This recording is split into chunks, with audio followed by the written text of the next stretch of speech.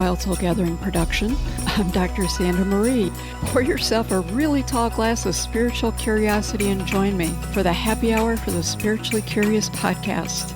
In the spirit of happy hour, cheers to some new insights, peace, revitalization, and perhaps an aha moment that may change your life. Hello, Dr. Sandra Marie here. We're happy to have you join us for today's show. In the studio is Ronnie Figueroa, a licensed mental health counselor, speaker, and coach whose life is a powerful example of personal renewal. There was a time when Ronnie struggled with addiction, serious health issues, disability, homelessness, and profound loss. Despite being a therapist, he found himself searching for a deeper path to healing and a way to rebuild his life from the inside out. Today, he runs a successful counseling practice, lives medication-free, and has competed at a world-class level in endurance athletics. His journey raises a question, and it's an important question. How does someone rebuild life when everything falls apart? Ronnie, it's wonderful to have you here today.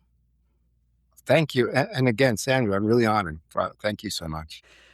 When someone looks at your life today, Ronnie, they see someone who appears healthy and thriving. But there was a time when your life looked very different. What was happening in your life that brought you to that breaking point? Quite a few things.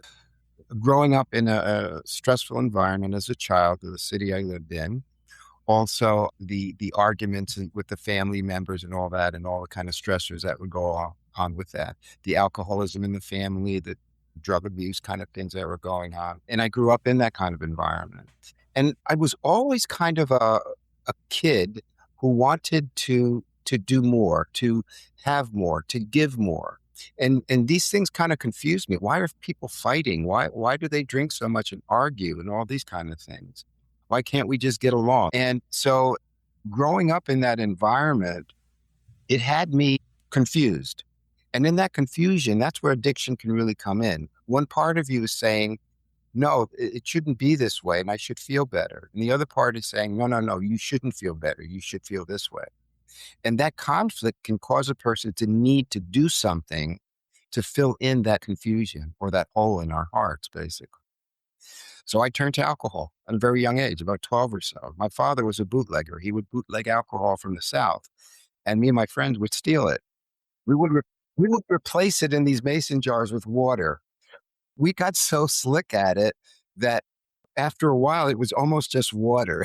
So, growing up in that environment, and basically the bottom line of it was the insecurities, the hurts that were inside, and trying to understand why that was there and trying to do better with it, but not finding a good enough answer. I grew up in a very difficult town environment. I joined the Navy during the Vietnam War. Now, don't get me wrong. I don't believe in fighting. I don't believe in any of that. But I wanted to join to basically get the benefits that come from it, as well as the friend and I who were going to join together to have a business that we could start to help people. So we wanted to get into the construction battalion, the Seabees. So anyway, getting out, it was kind of stressful, but it also was a good learning lesson for me to be involved with a community of people. That community was very helpful. It helped me even when I got out. Did I drink? Did I start drinking again? Yeah, sure I did. But I had this sense that, hey, there's something better. There's something more that I can do. But growing up in this kind of an environment and having that piece of this community feeling, I felt, yeah, I need this. Well, what do I need more than anything else? I kind of saw that there was something inside of me that needed healing. I can't look at, I need to do this and I need to do this. And I started working hard while looking for something that could help me out a lot. The working started to take over, where I started to become more obsessed with, I got to get this done. I got to get this done. And it felt good. It felt like the right thing to do. It made me feel better in a way. by becoming that more A personality, getting this done, getting this done. I established, practice along the way. I went back to school. I've created a business since then. But then it started to dawn on me, Ronnie, are these things what you really need?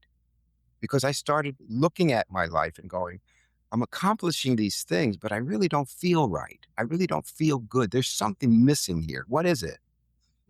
You were creating identities that the world attached values to.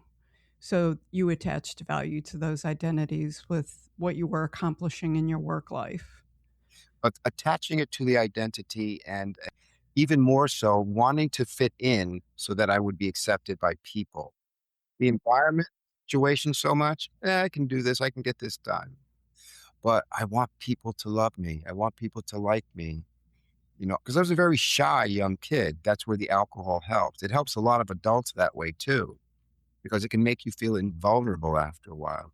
And then the addiction sets in, and it's like you have to go to it in order to continue with that kind of format in your life. So anyway, after leaving the Navy, I started questioning more about what I truly thought I needed up until my 40s or so, married, going back to school, having degrees, children.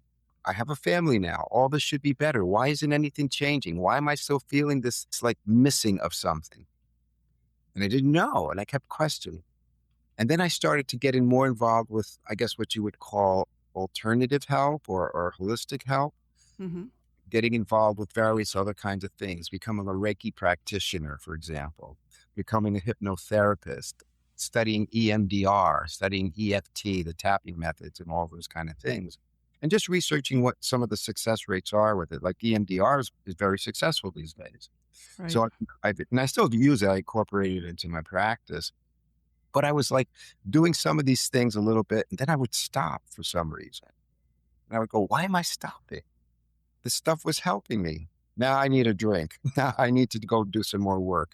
All of the anxieties that would come in from it. What I believe that is, it's a process where our unconscious minds are telling us something, and it's called unconscious for a reason because we don't know really what's going on there sometimes.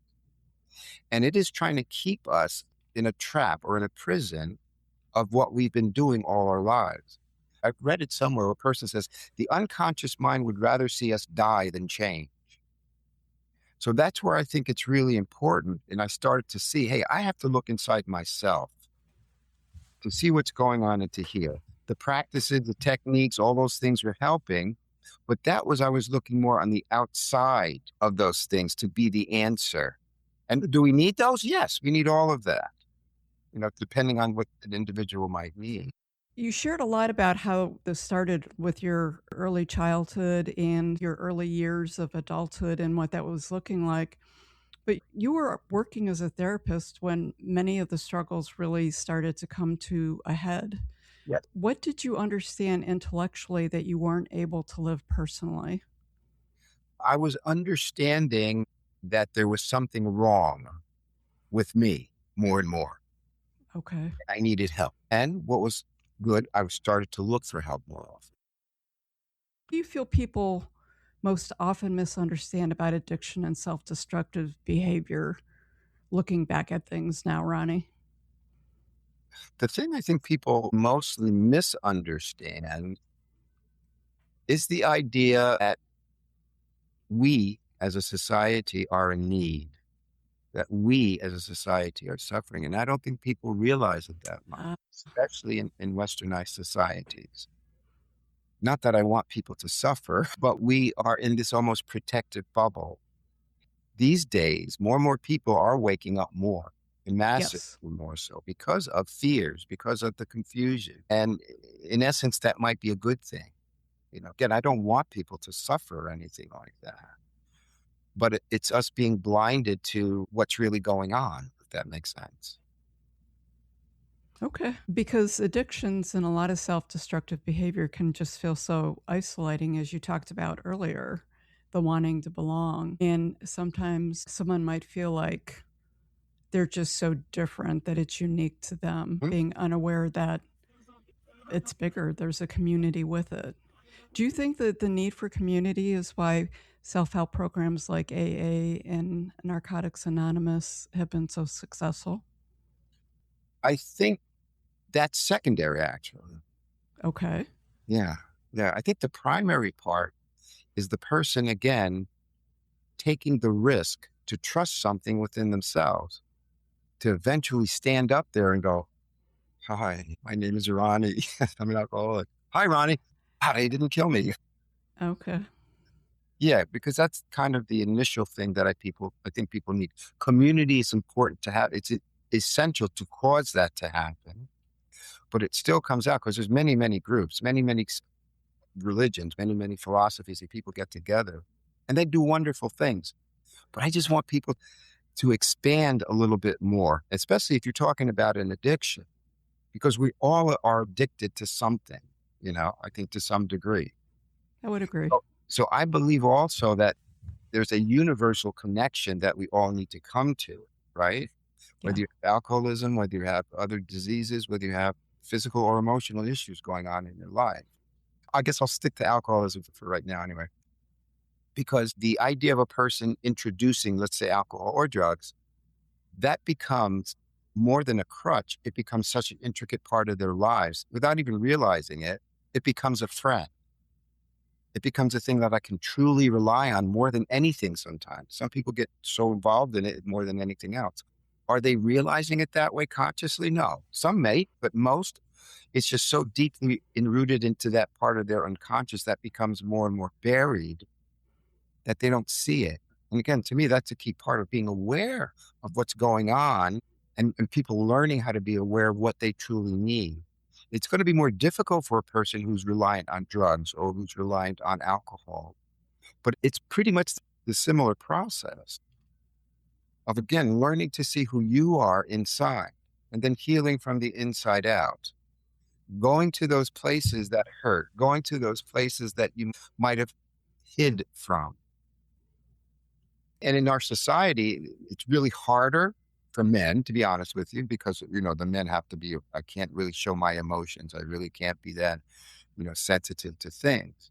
So all of these complications are here, but the idea that simple practices can help us, and maybe I'm jumping too far ahead, but simple practices can help us tap into those things that are deeper within us to reveal them, because the idea is exposing them, taking that kind of risk to vulnerably expose these things that are going on.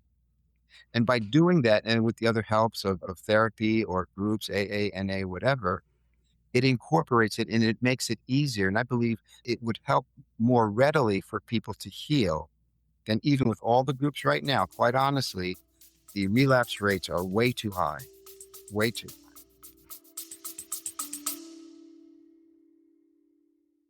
Before we continue, I'd like to take a moment to share why this work matters. The world doesn't need more noise these days. It needs more thoughtful conversations. That's why I created Wild Souls Gathering in this podcast, spaces where curiosity is welcome, questions are honored, and exploration matters. Each week, I have the privilege of introducing you to inspiring guests and lesser-known voices doing meaningful work in the world. Together, we're exploring what it means to live a more aware and authentic life. If these conversations bring value to you, please subscribe, share the show, and consider supporting Wild Souls Gathering. Your support helps keep this work independent, ad-free, and accessible. Thank you for being here, and now let's get back to the conversation. Just going back to your journey a little bit, I know we just scratched the surface because this was decades and decades of your life that started in your childhood. Was there a particular moment when you realized you couldn't continue living the way you were living? Yeah, and it took a lot. It took a lot of me getting kicked in the butt because I was so stubborn. It took so much. And I would think in my mid-50s, and again, even then, when on disability, doing whatever, I said, well, I can still survive. I can still do this. And this is what a lot of people do in survival mode. Many of us are, and it's hard to get out of that. But then I know something hit me, and I think it was accumulation of things that were occurring in my life with me asking, with me looking for more alternative kinds of helps. And then what happened was there were these synchronistic events that did occur. Some people believe in synchronicity, some don't. And I just started to see when I needed it, wow, one thing that I do remember, some of these things are hard to remember. At 72, it's hard to remember things. But I was driving one day and a nice area, but I was like really hurting inside, almost like numb. but still trying to do my coping and trying to get things done, make enough money to survive, whatever. And I saw this bookstore. I went into the bookstore and there was this turnstile. And I was like saying, yeah, let me see if I can get something interesting to read and whatever. And I bumped against the turnstile and the book fell down on the ground. I looked at the book and the title was The Power of Now. And I went, Wow. what is this like when he first came out with it, right? So I'm looking at it and I pick it up and I went, wow, that sounds interesting. So I read it. And if anything really was that thing that kind of made me go, wow, there's hope. Now, don't get me wrong. It wasn't like any life transforming thing or whatever. And I was hoping for that. I wanted that because I've had the near death experiences, or experience one time.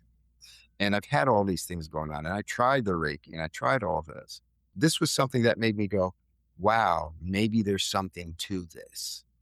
And then when I started reading it, I started going, wow, I really think there's something to this. Again, we have different things. I don't believe in any one process, any one religion, but that got me on a trajectory of healing quicker. I'm a big believer in synchronicity. I don't think that things happen randomly. And it's interesting to me how small things can have such a big impact on someone on their trajectory as they get into a different healing path or they go on to a different path. Ronnie, many people spend years looking for that breakthrough that will change everything. What have you learned about the role awareness actually plays in healing? Within what I look at as what I call anyway, a fourfold way of living, it's probably, is it the most important? I don't want to even say the most important, but it's primary. You have to be able to learn to understand what that means. To understand it is one thing, but it's so, so important to experientially be there in it, to be able to be in any environment, no matter what you're going through, and to be able to see yourself being present, basically, being aware of yourself with presence. And that should be a practice that we do all of the time. It is kind of like a meditative state to be in. You don't want to close your eyes and drive and yeah, of course not. But you can be aware no matter what you're doing. And one of the things that occur is people become either needing to understand more than that. What does that mean? Or trying to understand it. And you need to understand it because, just to say, hey, just be aware, a Buddhist concept of learning to be aware of yourself, being aware. To me, though, it's more of the experiential nature through practice, some of these practices that I've been doing more recently, to stay in this state no matter what you're going through, even if it's a very difficult time. For example, this past month has probably been more difficult than all those other things that have occurred in my previous dealings with life. Seriously. And I'm not just saying that. I mean, people ever need to know some of the specifics, I can let you know. But with this going on in my family life right now and in my work life and everything, I hear it in my voice. I hear the stress. I hear the thing, but I'm watching it and I'm not hiding it. I'm trying to be like balanced with what's awareness with vulnerability, the vulnerability part, that's why, again, I could say, which is more important to people? It's hard to say. But that vulnerability part also is absolutely necessary while being aware of who you are, while you're doing whatever you're doing, and then taking a risk and exposing it. We're afraid to do these things. And then I guess the icing on the cake, maybe this is the most important part, to have the genuine degree of trust that we have within that moment, within this presence, within everything that we're going through. And the more I was doing that along the way, not as much as I'm doing it now, but even when the book fell and I started really working on me this way, things start to change very quickly. We're talking about like in my mid-50s or so, it started to turn around, but it still took a while for it to really dramatically start to change. And I was learning experientially more so along the way. So I stopped smoking and I stopped drinking completely. In my 50s or whatever, when I was starting to change, it was still very difficult and I didn't stop right away. It was difficult and it can be very difficult with that kind of an addiction. When I started to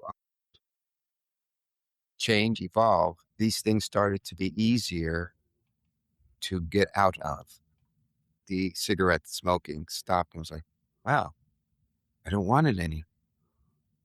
Hey, I got to do more of this meditation. It's kind of work. Yeah. I don't want to drink anymore.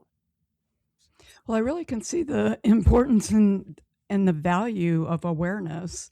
So just to go back to that for a hot minute, when people find themselves repeating the same painful patterns over and over and over, we see this all the time. Your thoughts on what's happening beneath the surface? With that awareness, what's going on is that there's a battle because our unconscious mind does not want us to change. That we have the traumas that people have. Some of them, they know that I can't do this, and they're consciously saying that over and over again. But that's not the reality of the human being, right? Because when you get to a place with a connection, which I think we have a universal connection, when you eventually can tap into that, it helps you see again. So I use the word see as synonymously with awareness. It helps you see what's really going on. Be an example of how someone can start noticing the patterns that they've spent decades living. I know that they're unconscious and they're not there, and the seeing that resonates with me. How do they get to that step? Yeah, the difference is, and I would say a majority of people need help with it, right? But a person can do it on their own. But a majority of people need help along the way, whether it's that group, whether it's a therapist, whether it's a guru or whatever a person gets into. But not to rely specifically on that guru, but to use that as a help and always realize that you have to learn and get that help when you need it. You can't do this alone, fine, but you always have to come back to yourself and look for those underlying things. Be aware of those underlying things and practice that aspect of, okay, whatever practice I do. Mine is, I call the threefold breath techniques that I do. Okay, I'm feeling something. And the key part is more so than trying to understand it, I believe tapping into what you're feeling more so than thinking. We think too much. Practice more so than what you're experientially feeling and let it come up. Let it be exposed. If it's too much, and that's why I say to everybody, don't just jump into something, but incrementally. And that's why most people might need help with guidance in this. I'm seeing the thread with all of this. Now, you had mentioned vulnerability just a little bit ago. Why is vulnerability so important to the healing process? Because most of us on our planet do not exercise it because of conditionings and traumas and media and society, whatever. We run away from it because it can be very scary to be that open? You have to take a chance. Exactly. And that's the idea. That's the risk part of it. You have to take a chance. And when people get that or hear that more often, and especially if they're in an environment where they can do that and learn, because trust is such a hard part, especially when you've been abused, especially when you've been hurt. But if you can invite someone in and they see and they learn to trust, if they're with someone, to trust the person, or to learn more so to trust themselves, that they can go through this process of exposing more and more some of those hurts, exposing, being open with it, and then giving it out to other people to trust this one incrementally, I would say, for many people. Don't just try to rush out there and do everything that you can. So to be conscious about it, Ronnie, can you talk about the difference between vulnerability and oversharing? Yeah. Oversharing would be, and many people do that. I've heard people say that, oh, I share everything. I'm totally vulnerable. I'm sharing everything. What that really is, to me, it's just another defense mechanism and a coping mechanism for people to feel that they are doing that kind of thing. And we do that in various kinds of ways, in a lot of the new agey kinds of concepts. You don't think about the negative things. You just kind of say that, hey, I can do this. You just consciously believe and it's going to happen. And some people will fall into that. And what I say, there is a degree of confidence that you need to lean toward.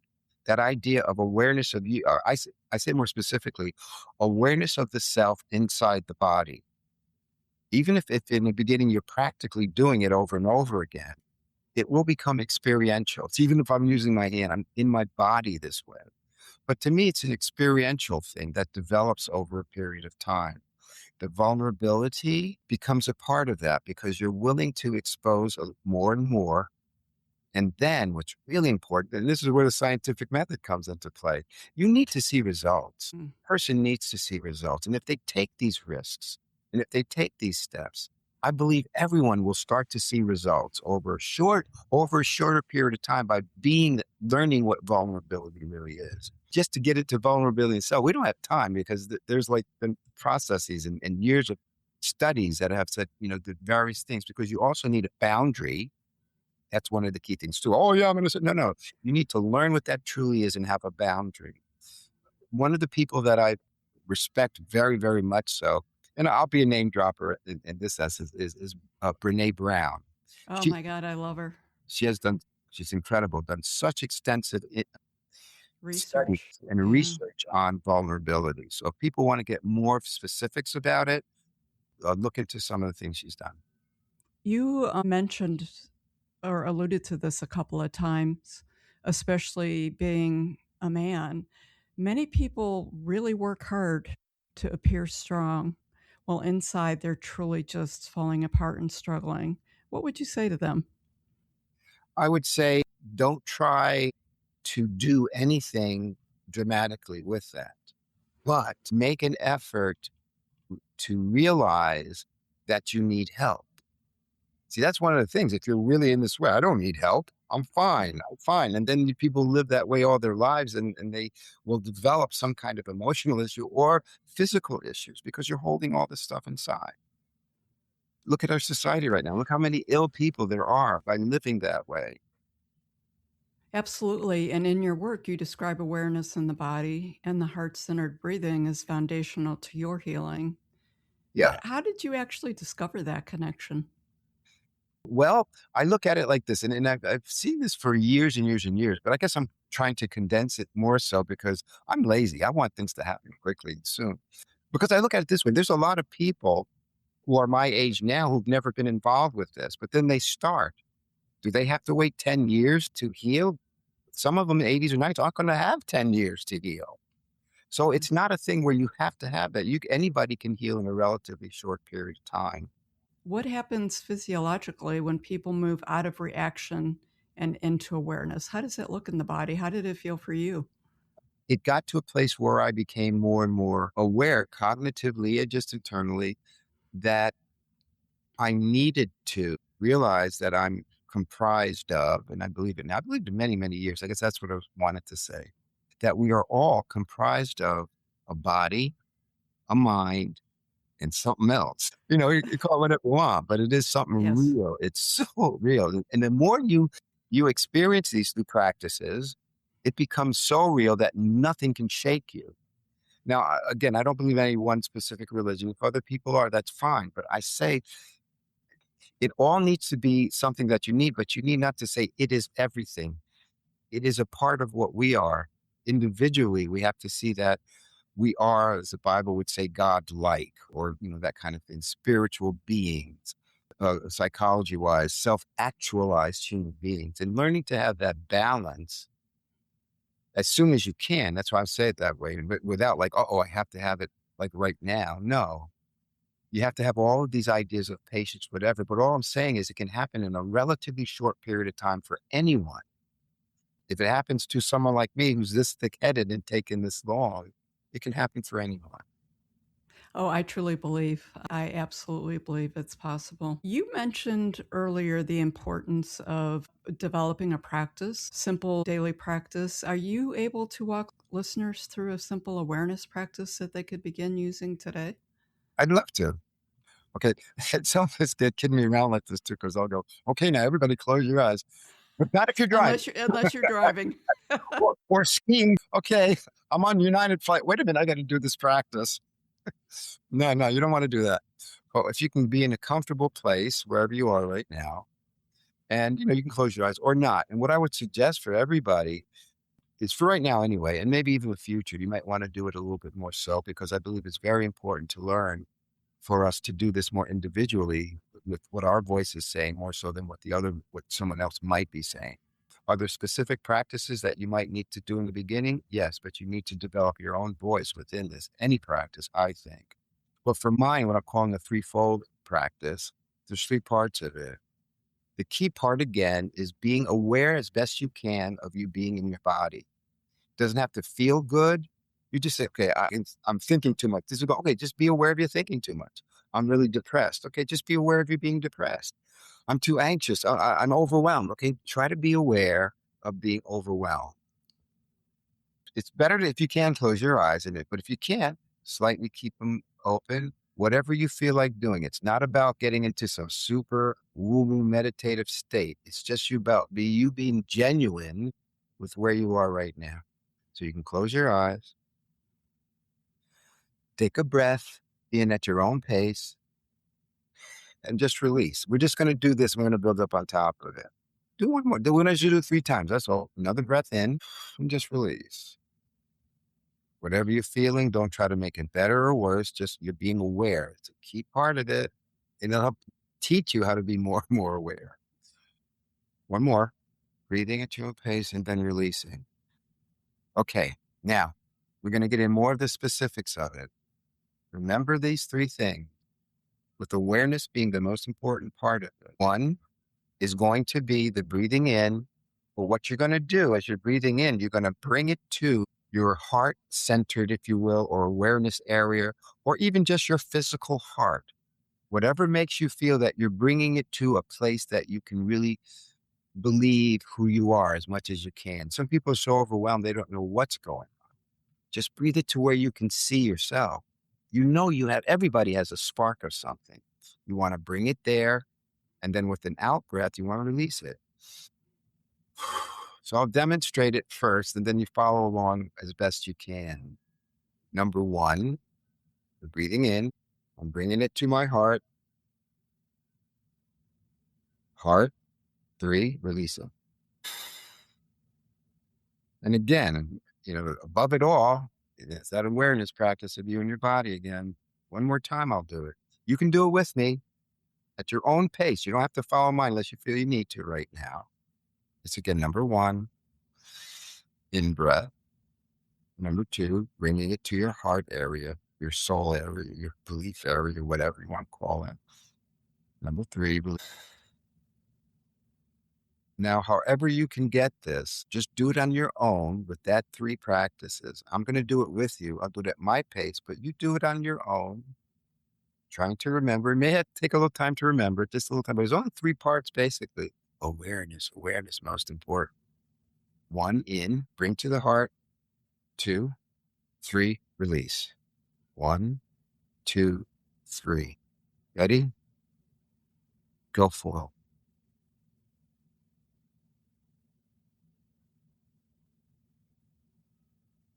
Two more times. Making a sound can be good too. Just letting it out.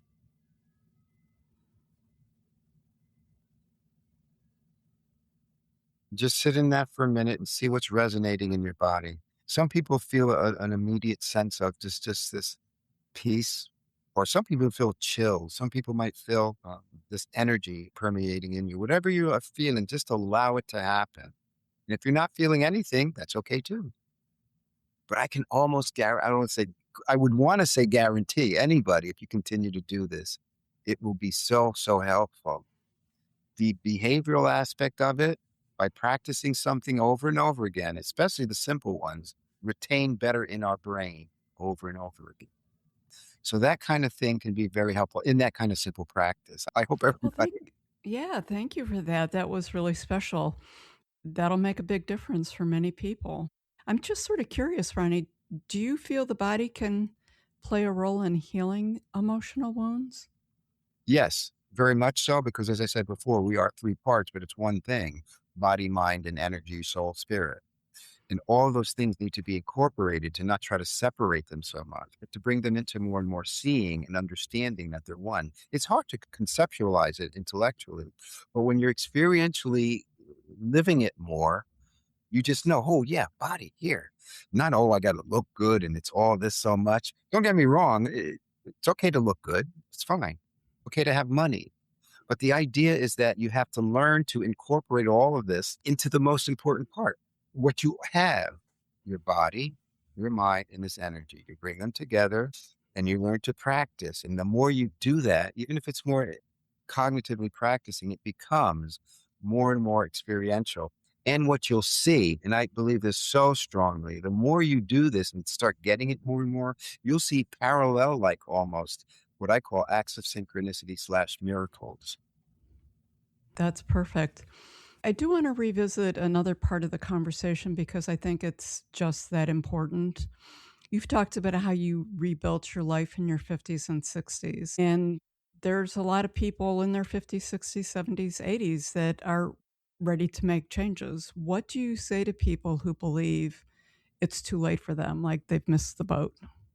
I hope that people can see the 72-year-old person who was through that, right? I believe when I'm 82 or even 92, hopefully this will still be in pretty good shape, this body and this mind and this energy. But the most important piece, again, is learning to see that you have this. Now, again, people who are really struggling, because if they're just starting to want help in their 80s, 90s, or whatever, they're going to have a lot of beliefs inside themselves that, oh, no, I don't know if I can do this, whatever. And their unconscious mind is going to be trying, keep them trapped in that. What I'm saying, though, is that with some of the more simpler practices, especially these days, folks, even with your show, Sandra, I was listening to a few people and going, this is the same language. We're learning to speak a universal language. Exactly. I totally agree. And if you have to find some place outside of the media, outside of just watching the TV shows that we watch all the time, the binge watching. Don't get me wrong, I still do sometimes, but but learning to see that you can change in a relatively short period of time. I did, if I can, stubborn as I was, anybody can. And if I can do anything as an example, I want to help people see that and learn how to do that. Go right away. Us old folks, we need to have community, right? Like I have a group that I started recently. If anybody ever wants to be a part of it, to me, it's been going pretty well. There's been some real miraculous things. I call them miracles, but maybe people might just see them as synchronistic events. So you do need a community, folks. I don't care how old you are. Some people feel to become too isolated. Nah, I can't do that. I don't want to go out or whatever. We need it. It's absolutely necessary to be in some kind of community. Where do you think self-judgment plays into all of that? We've been programmed by so many different things in our lives, from parents, families, churches, teachers. I mean, you name it. Where do you think the self-judgment holds people back from joining an amazing group like what you're doing? Bottom line, I believe that the thing that holds us back, because I still have an unconscious stuff I'm dealing with, and I think the thing that holds us back the most is, again, not practicing. I'm using the word practice, but not to force. We should never try to force. Not practicing enough on a regular basis, day by day, moment by moment, to just get used to seeing you. Get used to coming back to who you were, are, will be. It's all the same thing. You have the pain there, you have the suffering. Some people don't realize that. Some of it's going to have to come up, but you can do this thing in a way where it's not going to be tremendously traumatic, where all your PSD is going to come up at the same time, all of the trauma, the abuse. No, you can be guided and supported, because we need that. Can you do it on your own? Yeah, but it'd be a lot harder. Well, you talked about trust and the importance of trust in all of this. When would you say you began to trust yourself again? Because you went through Yesterday, decades of trust issues. I just made a joke. I said yesterday. Okay. To truly get it in what I would call a balanced way, because there are a lot of people who narcissistically trust them as being able to do anything. But what I hope, and what I've been told, and what I see people see within me, is that I'm learning to trust by virtue of seeing the results of what I'm doing. Okay. So I have more trust. Just with that alone can develop this kind of trust. And it helps a person to see, though, but in order to get there, you're going to have to really start looking deeper inside, learning how to do that. And whatever trust you have right now, because we all have some of it, even if it's a spark, even if it's a little spark of trust. That's who you truly are, the trust. It's a connection that we have, I believe, very strongly. However you want to define that, it's up to you. But everybody has something. Some people give up, and it's sad that we do, but we need to really start to keep motivating each other, keep seeing that we can do this, that there is a trust. If I want to do anything while I'm alive, that's all I want to do, more so than anything else. Do I want for myself? Yeah, I want more money. I want more of this. I want a vacation more. I don't want to work as hard. Oh, yeah. Oops, I need to curse. Heck yeah. But I'm at a place now where I trust me by virtue of developing it with these practices. Do I need the practices? Maybe not the way that I even have them now. Maybe they need to change. Everything needs to evolve. Our practices need to evolve. So trust is its own journey, and it waxes and wanes, I would imagine. I couldn't say its own. I don't think it's own necessarily. I think it's incorporated somehow into that, what I call the fourfold way of life. It needs to be more developed within that, but you can't just do it alone necessarily. It needs to be incorporated with all of those things, just like we're mind, body, and energy. That fourfold way is one thing also. Okay. So what surprised you the most about your own transformation? What was like one of the big surprises you had? Lately, just all the synchronistic things that I've been seeing. I mean, I can give a real quick one if you have. Sure, absolutely. There've been so many that I actually forget a lot of them, but they're so big and they just keep coming parallel wise. We were at our last, what I call, it's an energy healing gathering where we do a little bit of meditation in the beginning, just like some music. And again, without telling people, don't get all spiritual, just be yourself, be genuine. And then we have a presenter. By the way, Sandra, if you ever want to be a presenter, but Okay. a lady came on who had some experiences that she wanted to share, and she started speaking about her life, brother being shot. She had been in prison, her mother interaction. She got really specific about some of the hurts that her mother would say to her and some of the specific abusive, physically abusive things, sexually abusive things that were done to her. And there was a guest, there was one of the members who comes more regularly, and she was just, her eyes just, and she just said, can I share? She was in tears. And she said, what this lady was speaking, Lachey is her name. She said, my brother also died 3 years ago. My mother has done this almost exact same things that you're saying that happened to you to me. And on top of it, she said, and the song we played, because I was saying we do a song in the beginning, was a song that was made famous by Louis Armstrong. Oh, what a wonderful world, I think. That's right. And so the music was done by Eva Cassidy. She sings that song and another one called Fields of Gold, if you ever hear her stuff. Beautiful woman. That happened. Before that happened, she was with her child. She wasn't going to come to the meeting, but her son was walking around the house and he was singing a song.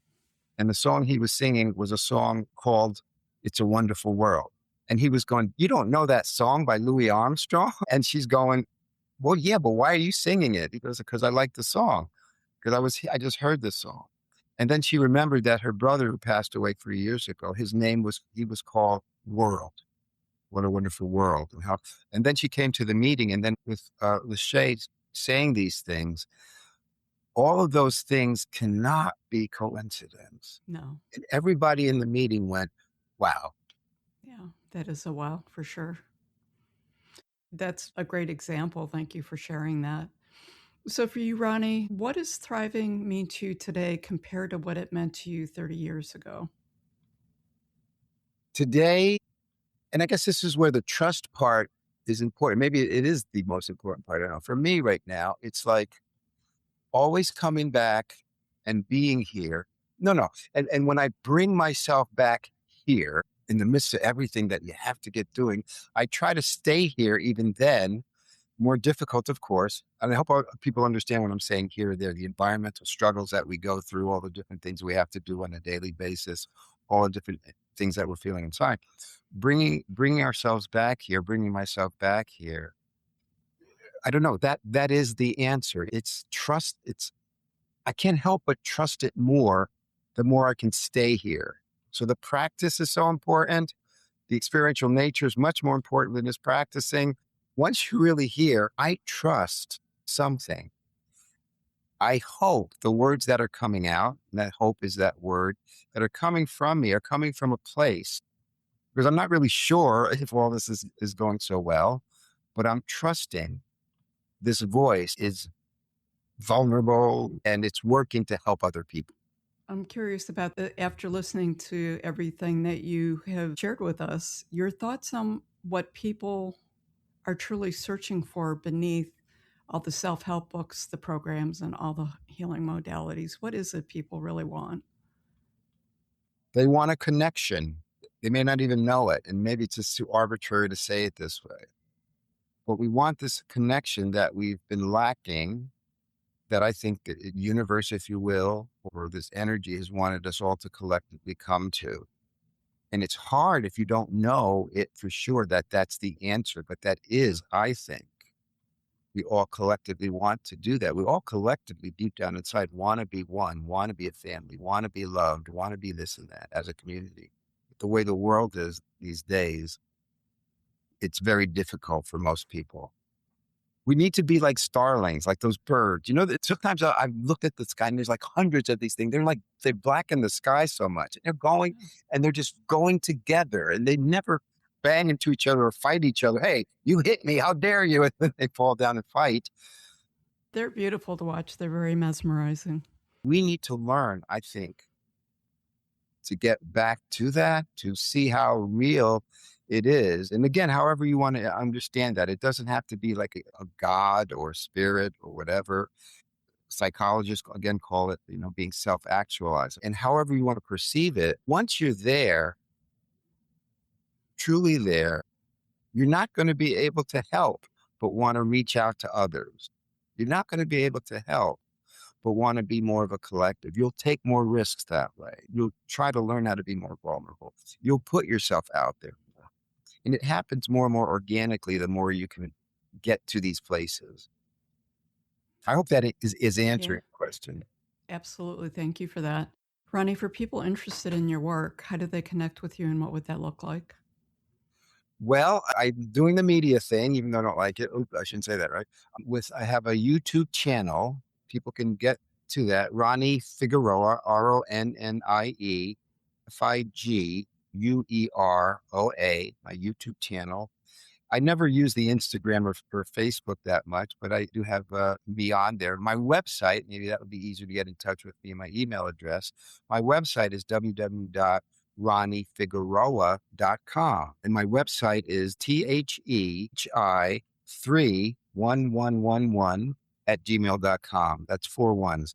And just very briefly, and I like to say this part, it sounds out the high, THEHI, the high 31111.